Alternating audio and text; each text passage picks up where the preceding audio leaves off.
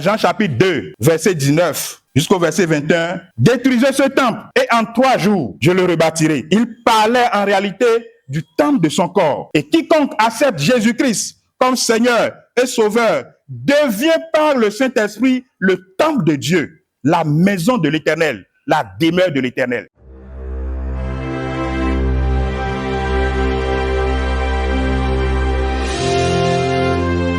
Peuple de Dieu, alléluia. Bienvenue dans la maison du Seigneur. Nous disons merci à notre Dieu pour sa présence au milieu de son peuple. Après les moments de chant, d'adoration, nous allons nous disposer encore ce matin pour écouter le Seigneur nous parler au travers de sa parole. Alléluia. Je voudrais nous inviter à nous disposer favorablement à l'écoute de la parole du Seigneur ce matin. Amen. Nous démarrons ce matin une série de prédications sur le livre du prophète Agé. Et ce matin, nous allons lire Agé chapitre 1, verset 1 au verset 15. Du verset 1 au verset 15. Nous lisons ainsi. La seconde année du roi Darius, le premier jour du 6e mois, la parole de l'Éternel fut adressée par Agé le prophète à Zorobabel, fils de Shétiel, gouverneur de Juda, et à Josué, fils de Josadak, le souverain sacrificateur, en ces mots. Ainsi parle l'Éternel des armées. Ce peuple dit, le temps n'est pas venu, le temps de bâtir la maison de l'Éternel. C'est pourquoi la parole de l'Éternel leur fut adressée par Agé le prophète en ces mots. Est-ce le temps pour vous d'habiter vos demeures lambrisées quand cette maison est détruite? Ainsi parle maintenant l'Éternel des armées.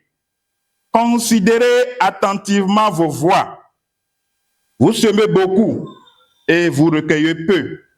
Vous mangez et vous n'êtes pas rassasiés. Vous buvez et vous n'êtes pas désaltérés. Vous êtes vêtus et vous n'avez pas chaud. Le salaire de celui qui est à gage tombe dans un sac percé. Ainsi parle l'Éternel des armées. Considérez attentivement vos voies. Montez sur la montagne, apportez du bois et bâtissez la maison. J'en aurai de la joie et j'en serai glorifié, dit l'Éternel. Vous comptiez sur beaucoup et voici, vous avez eu peu. Vous l'avez rentré chez vous, mais j'ai soufflé dessus. Pourquoi, dit l'Éternel des armées, à cause de ma maison qui est détruite, tandis que vous empressez chacun dans sa maison. C'est pourquoi les cieux vous ont refusé la rosée et la terre a refusé ses produits. J'ai appelé la sécheresse sur le pays, sur les montagnes, sur le blé, sur le mou, sur l'huile, sur ce que la terre peut apporter, sur les hommes, sur les bêtes et sur tout le travail des mains. Zorobabel, fils de Shétiel, Josué, fils de Josadak, le souverain sacrificateur, et tout le reste du peuple entendit la voix de l'Éternel, leur Dieu, et les paroles d'Agé le prophète, selon la mission que lui avait donnée l'Éternel, leur Dieu. Et le peuple fut saisi de crainte devant l'Éternel. Agé, envoyé de l'Éternel, dit au peuple, d'après l'ordre de l'Éternel, je suis avec vous, dit l'Éternel. Amen. L'Éternel réveilla l'esprit de Zorobabel, fils de Shétiel, gouverneur de Juda, et l'esprit de Josué, fils de Josadak, le souverain sacrificateur, et l'esprit de tout le peuple. Il vint et se mit à l'œuvre dans la maison de l'Éternel des armées, leur Dieu. Le 24e jour du 6e mois, la seconde année du roi Darius. Amen. Inclinons nos têtes pour la prière. Seigneur notre Dieu, nous voici ce matin au contact de ta parole. Seigneur, ta parole est la vérité, ta parole est la vie. Seigneur, nous voulons ce matin que tu nous parles. Parle à un cœur ce matin. Parle à un esprit ce matin. Seigneur, nous voulons t'écouter, nous instruire, nous donner l'orientation de notre vie ce matin. Non seulement nous voulons t'écouter, mais nous voulons être ceux qui ont choisi la part de mettre en application ta parole. Donne gloire à ton beau nom, que ton esprit nous visite ce matin encore. au nom de Jésus. Alléluia. Agé est l'un des prophètes de l'Éternel après le retour d'exil du peuple de Dieu de Babylone pour Jérusalem. Son activité prophétique se trouve vers l'an 520 avant Jésus-Christ. Après la ruine de Babylone, le roi Cyrus, roi de Perse, publie un décret autorisant donc les Juifs à rentrer chez eux pour la reconstruction du temple de l'Éternel. Nous pouvons le trouver dans Esdras chapitre 1, du verset 1 au verset 4. Nous avons appris qu'environ 50 000 Juifs sont rentrés sous la conduite de Zorobabel pour le retour de leur pays afin de construire le temple de Dieu. Mais très tôt, des oppositions se sont levées. Des oppositions se sont levées contre la reconstruction de ce temple. Et lorsque nous lisons dans le livre d'Esdras chapitre 4, du verset 4 au verset 5, nous lisons ceci. Alors, les gens du pays décourageaient le peuple de Juda. Ils l'intimidèrent pour l'empêcher de bâtir. Et ils gagnaient à prix d'argent des conseillers pour faire échouer son entreprise. Il en fut ainsi pendant toute la vie du roi Cyrus, roi de Perse, jusqu'au règne du roi Darius, le nouveau roi de Perse. Alléluia. Nous avons appris que lorsque, après le retour, ils ont entrepris la reconstruction du temple de l'Éternel, des oppositions se sont levées. Et ils ont suspendu les travaux pendant 16 bonnes années. Et c'est dans ce contexte d'abandon de la reconstruction du temple de l'Éternel que Dieu va susciter Agé maintenant, le prophète Agé, pour encourager le peuple de Dieu à la reprise des travaux. Alléluia. Alléluia. Les personnages clés de ce texte sont, entre autres, Agé, auteur du livre lui-même. Il faisait partie des anciens revenus de Babylone, prophète de l'Éternel. Il a été choisi pour prophétiser dans un objectif bien précis. Un autre personnage de ce texte, c'est Darius, roi de Perse, qui a régné de 521 à 486 avant Jésus-Christ. Il succéda au roi Cyrus. Nous avons aussi Zorobabel, un autre personnage de ce texte, fils de Chétiel, gouverneur de Juda, descendant de David, dirige plus tard la reconstruction du temple. Nous avons bien entendu aussi Josué, fils de Josadak, souverain sacrificateur, comme personnage dans ce texte. Un autre personnage, c'est aussi le peuple de Juda revenu de l'exil. Voilà autant d'acteurs, de personnages qui ont posé des actes forts dans ce livre que nous commençons par étudier ce matin. Le livre compte seulement 2 chapitres, mais contient 4 messages principaux à l'endroit du peuple de Dieu. Le premier message se trouve dans le chapitre 1 que nous allons explorer ce matin. Un appel à rebâtir le temple de Dieu. 3 autres messages se trouvent dans le chapitre 2. Le premier, un encouragement à la gloire à venir, la gloire du temple à venir. Un autre message, toujours dans le chapitre 2, la bénédiction promise à ceux qui obéissent à la voix de l'Éternel. Un autre message, le 4e donc, la promesse du Messie qui va venir. Le but principal de Agé et donc de ce livre est de motiver le peuple à reprendre et achever la reconstruction du temple de Jérusalem, la maison de l'Éternel. Mais cette mission dépasse le simple chantier d'un bâtiment. Elle vise en réalité à restaurer la relation de Dieu avec son peuple. C'est important de le comprendre déjà à partir de ce niveau, que cette mission va au-delà de la construction d'un temple, d'un bâtiment debout.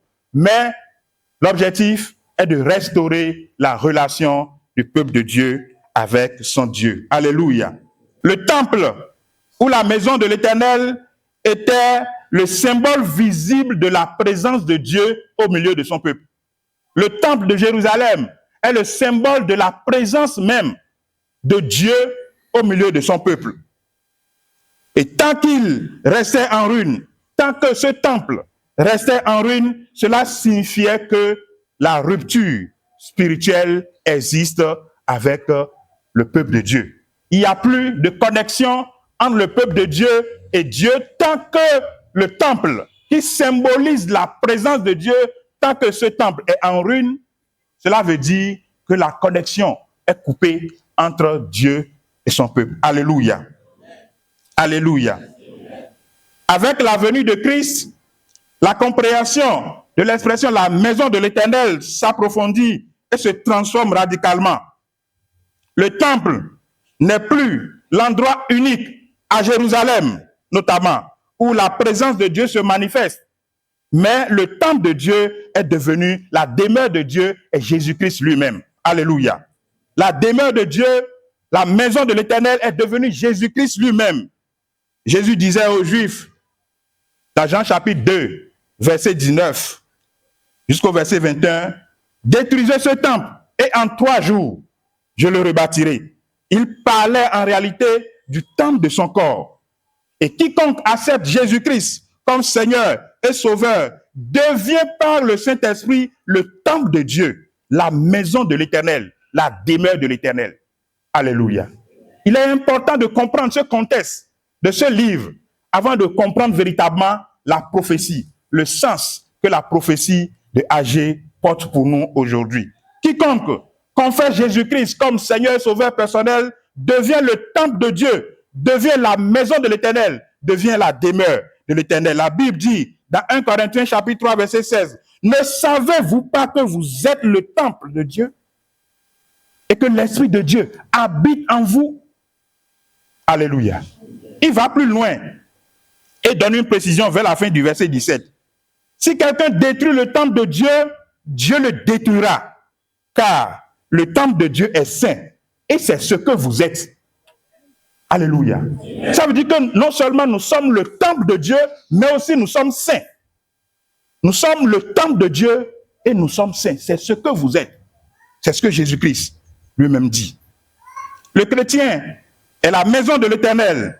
Je suis la maison de l'Éternel. Alléluia. Tu es la maison de l'Éternel. Nous sommes le temple de Dieu. Nous sommes la demeure du Dieu vivant. Parce que sa présence se manifeste dans notre vie. Au temps des Hébreux, du peuple d'Israël, la présence de Dieu se manifeste dans un temple physique. Ce n'est que là que Dieu se manifeste. Alléluia. Dieu ne se manifeste-t-il pas dans ta vie? Alléluia. Tu es la demeure de l'Éternel. Amen. Mais aussi, l'Église est comme la maison spirituelle. Collectivement, l'Église, grand E, l'Église comme le corps de Christ, l'ensemble des croyants devient aussi la maison de l'Éternel, comme nous sommes ici ce matin. Partout où tous ceux qui confessent Jésus-Christ comme Seigneur Sauveur personnel se rencontrent, ils sont dans la maison de l'Éternel. Ça peut être à un endroit A, ça peut être à un endroit B, ça peut être au CUA ici, ça peut être là où nous sommes ce matin. Alléluia. C'est aussi la maison de Dieu parce que c'est le lieu de rassemblement des croyants. Et c'est en ce moment que la présence de Dieu aussi se manifeste. Alléluia. L'apôtre Paul, s'adressant à son fils Timothée, dans 1 Timothée chapitre 3 verset 15, dit ceci, « Afin que tu saches comment te conduire dans la maison de Dieu, qui est l'Église, grand E, de Dieu vivant, la colonne et l'appui de la vérité. » Alléluia. Amen, amen. Le peuple de Dieu, ou le rassemblement des croyants, devient aussi le lieu de la présence de Dieu. Donc sa maison.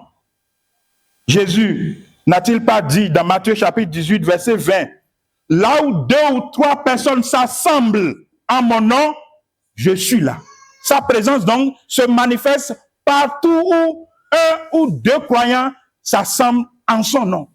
Et c'est là aussi le temple de Dieu. Parce que sa présence se manifeste à ce niveau. Alléluia. Alléluia.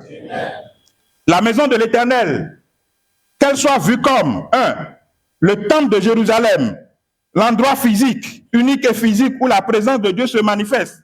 2, qu'elle soit vue comme la vie du chrétien qui a confessé Jésus-Christ, vie dans laquelle la présence de Dieu se manifeste. 3, qu'elle soit vue comme un lieu quelconque, ici au CUA par exemple, où se rassemblent des chrétiens, donc l'église de Dieu où la présence se manifeste, cette maison mérite d'être construite. Alléluia. Cette maison mérite d'être entretenue. Cette maison ne mérite pas d'être dans un état de déconstruction, de destruction, de ruine et de délabrement total. Parce que si la maison de l'Éternel se trouve en ruine, elle produit des conséquences dévastatrices. Et nous allons le voir tout à l'heure dans l'extrait de ce matin. C'est ce qui justifie la prophétie du prophète Agé, afin d'inviter le peuple à la reconstruction du temple de l'Éternel, de la maison de Dieu, qu'elle soit vue comme un temple physique existant et unique à Jérusalem, où la présence de Dieu se manifeste, qu'elle soit vue comme la demeure de Dieu dans notre vie chrétienne personnelle, ou qu'elle soit vue comme le rassemblement du peuple de Dieu, cette maison mérite d'être entretenue. Alléluia. Ce matin, le titre que je veux bien proposer à l'extrait de ce matin est ceci. Appel à reconstruire la maison de l'Éternel. Appel à reconstruire la maison de l'Éternel. J'ai essayé de structurer les 15 versets que nous venons de lire en 3 points. Le premier point, je l'ai appelé « Quand les priorités sont inversées ». Quand les priorités sont inversées, ça produit des choses, ça produit des situations. Quelles en sont donc ces situations? Nous allons les voir. Et je l'ai extrait du verset 1 jusqu'au verset 6, puis du verset 9 jusqu'au verset 11. Le deuxième point de ce matin, je l'ai appelé « Exhortation à construire la maison de l'Éternel ». Exhortation à construire la maison de l'Éternel. Le verset 7 et le verset 8. Et le troisième point que j'ai appelé le réveil de l'obéissance et de la foi. Le réveil de l'obéissance et de la foi. Verset 12 au verset 15. Abordons donc le premier point, quand les priorités sont inversées. Frères et sœurs dans le Seigneur, notre Dieu est un Dieu d'ordre et de priorité. Souvent, le problème du peuple de Dieu n'est pas qu'il a oublié Dieu, mais qu'il a déplacé sa position. Il déplace souvent sa position. Il n'est plus au centre de sa vie, mais il l'amène dans les périphéries de sa vie. Et quand les priorités sont inversées, ça engendre 2 grandes situations. La première, que j'ai découverte dans ce texte, des excuses donc ou des prétextes d'un peuple spirituellement distrait. La prophétie de Agé a révélé au verset 2 ce qui suit. Ce peuple dit, le temps n'est pas venu. Le temps de rebâtir la maison de l'Éternel. C'est ce que le peuple dit. Il n'a même pas dit mon peuple dit. Il dit ce peuple.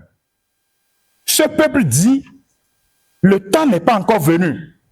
Le temps de rebâtir la maison de l'Éternel n'est pas venu. Le peuple disait en réalité, ce n'est pas encore le moment de se mettre à rebâtir le temple de l'Éternel. C'est une phrase que beaucoup de chrétiens disent encore aujourd'hui. Et je sais que tu en dis aussi. Et pendant que je suis en train de parler, le Seigneur va révéler comment tu utilises des excuses pour échapper à l'œuvre de Dieu. Certains disent, quand j'aurai plus le temps, je servirai Dieu. Quand j'aurai plus de temps, je servirai Dieu. Quand j'aurai plus de temps, je vais intégrer un groupe de travail, je vais intégrer un département. Quand j'aurai fini mes projets, je vais m'engager dans l'œuvre de Dieu. Non, quand j'aurai plusieurs millions dans mon compte, oui, en ce moment, je vais financer l'œuvre de Dieu. Alléluia. Mais Dieu dit, Dieu répond au verset 4. Est-ce le temps d'habiter vos demeures, vos maisons lambrisées, quand cette maison est détruite? Est-ce le temps pour vous d'habiter dans vos maisons lambrisées pendant que le temple de Dieu est détruit? Dieu révèle l'incohérence de leurs propos.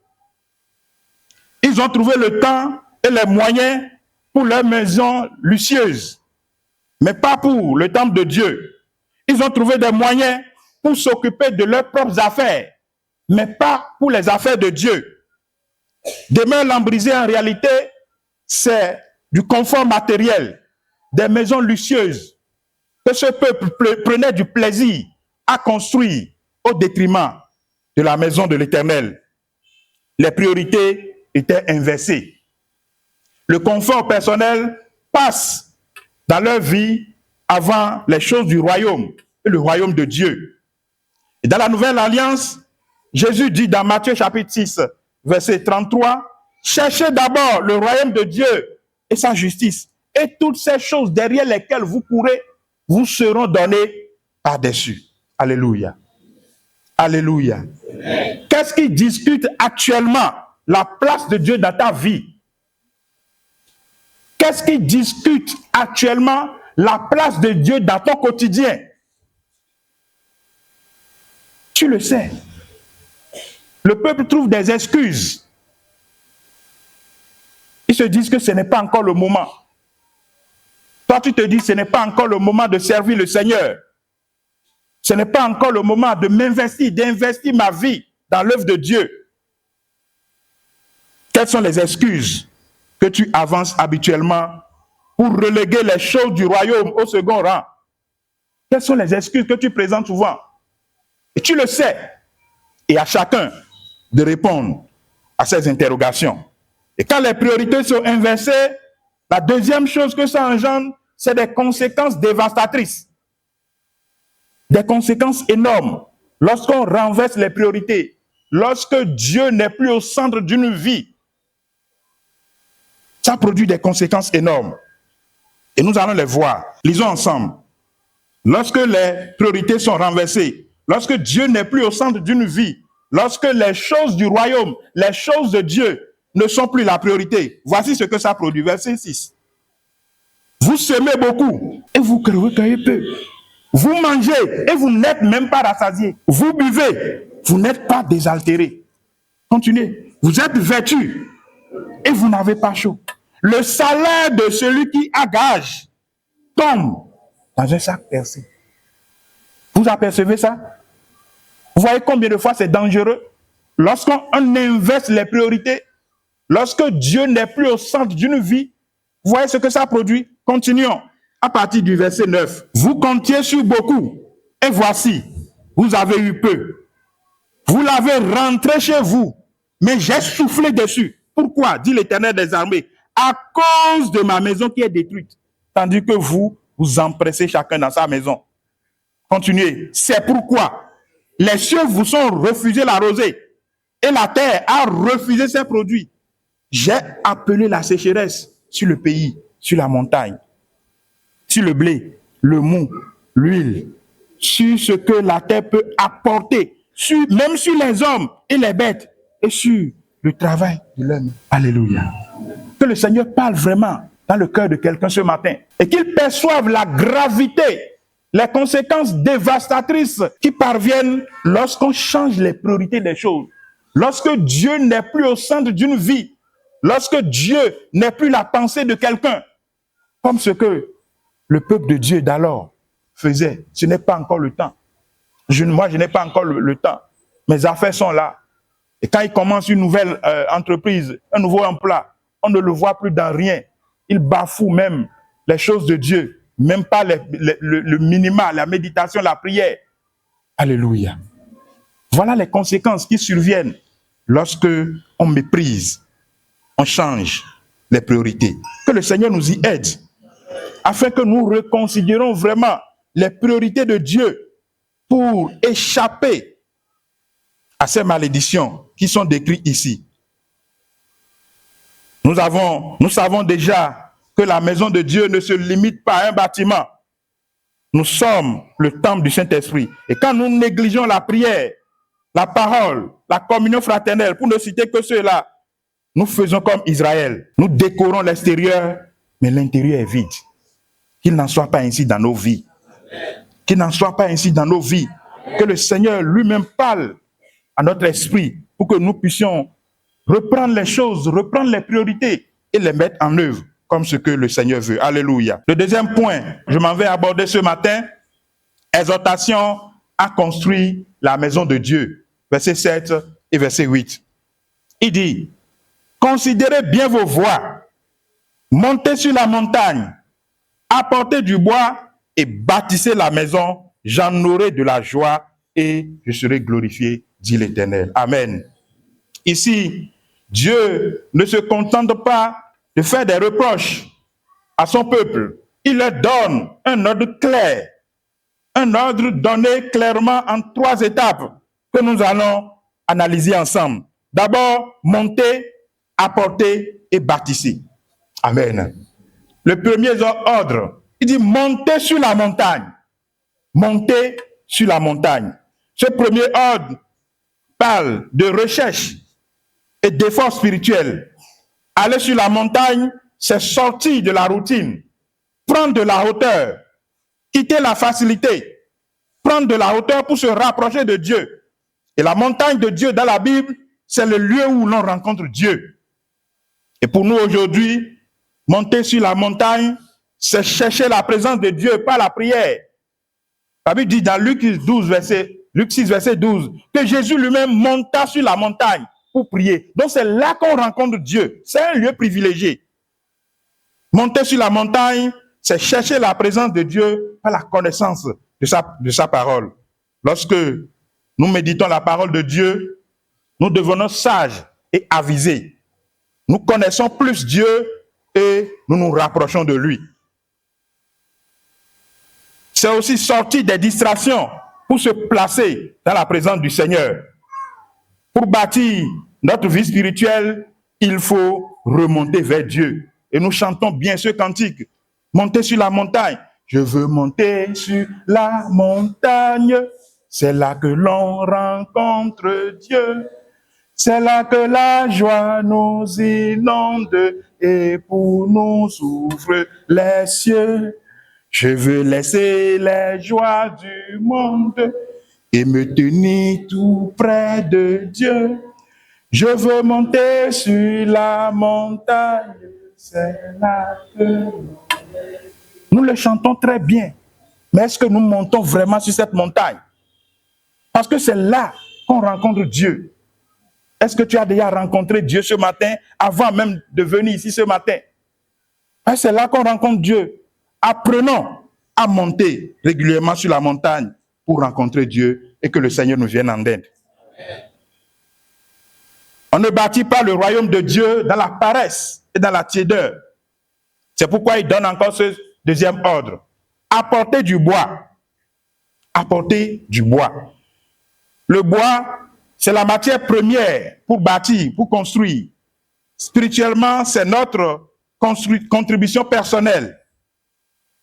Dieu aurait pu envoyer le bois miraculeusement, mais il dit apporter du bois. Cela montre que chacun doit participer activement à l'édification du corps de Christ, de l'Église.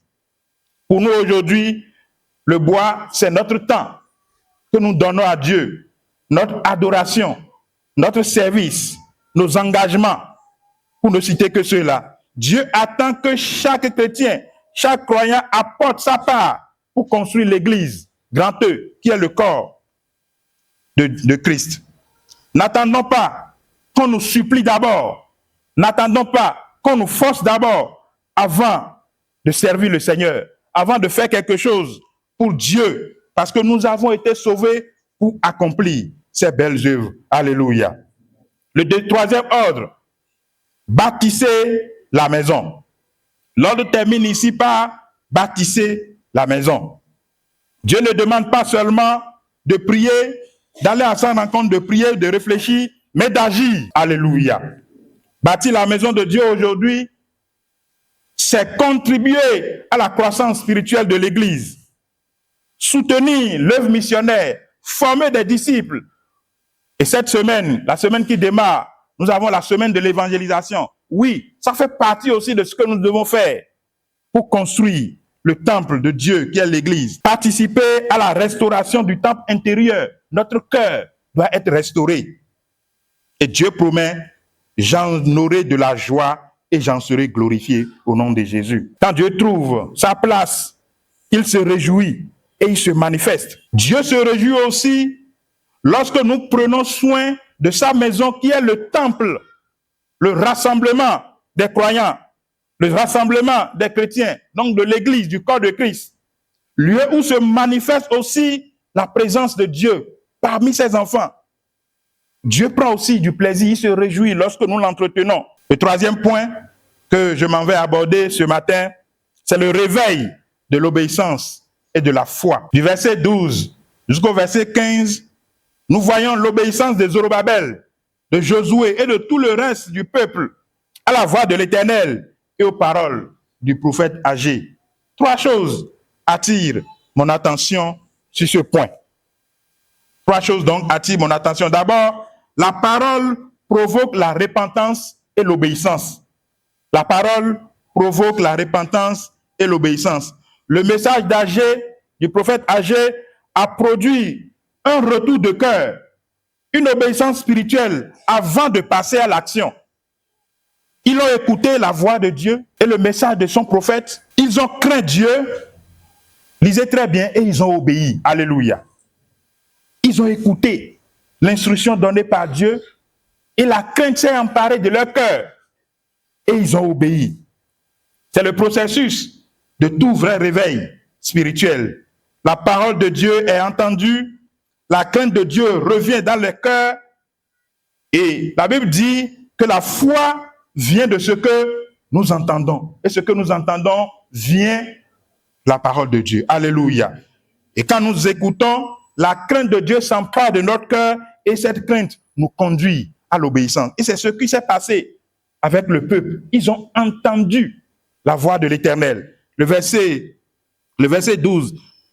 Tout le peuple entendit la voix de l'Éternel, leur Dieu. Ils entendirent et ils furent saisis de crainte devant l'Éternel. Pendant que tu es en train d'écouter la voix du Seigneur ce matin, est-ce que tu entends ce que l'Esprit te dit ce matin?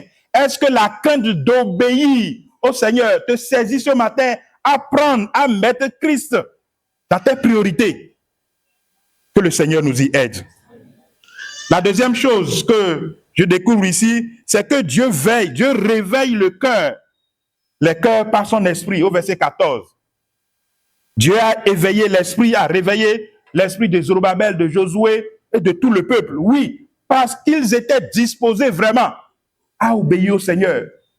Lorsque nous nous rendons disponibles, lorsque nous développons l'esprit d'écoute de la parole et la crainte de Dieu s'empare de notre cœur, cela produit l'obéissance. Alléluia.